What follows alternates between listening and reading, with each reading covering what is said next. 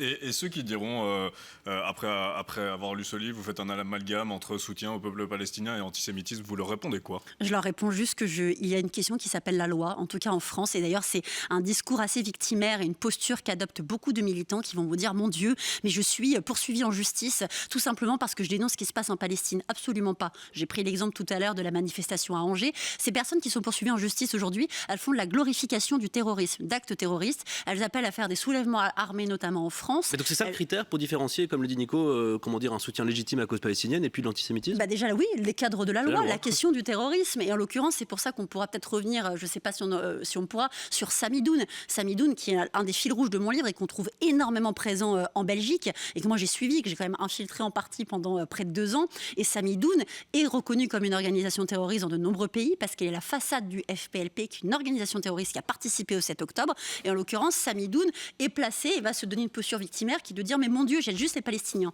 Mais juste un exemple, j'étais sur leur book Telegram de Samidoun il y a encore quelques jours. Vous savez comment il qualifie l'autorité palestinienne?